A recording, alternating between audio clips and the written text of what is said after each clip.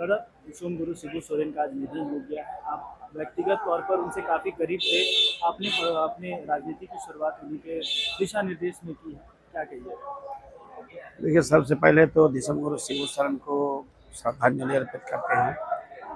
और निश्चित रूप से आज काफ़ी खेद और दुख का विषय है कि हमारे बीच आज दिसंबर शिबू शरण नहीं रहे। दिसंबर शिबू शरण आंदोलन का दूसरा नाम है। जी।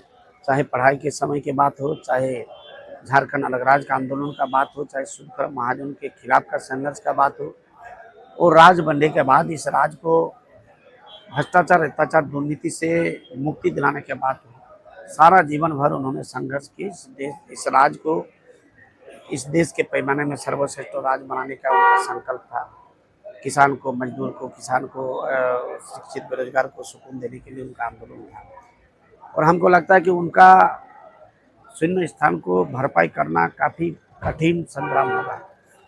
और आज अगर पूरे देश उनका आंदोलन, उनका विप्लव, उनका आदर्शता, उनका क्रांति को याद करेंगे तो देश को भी हम लोग पूरे विश्व के पटल में सर्वश्रेष्ठ देश के रूप में हम लोग उसको स्थापित कर सकते हैं।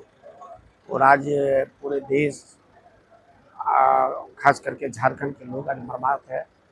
और आने वाला दिन हम लोग प्रयास करेंगे कि हेमंत सोरेन के नेतृत्व में उनका सपना का राज हम लोग कैसे स्थापित कर सकते 3 दिनों के राजकीय शोक की घोषणा की है। सर, दादा, कुछ जानकारी मिली है कि कब उनके पार्थिव शरीर को रांची लाया जाएगा? हैं। देखिए, पार्थिव शरीर को आज शायद 5 बजे तक एयरपोर्ट पहुंचेंगे। एयरपोर्ट पहुंचने के बाद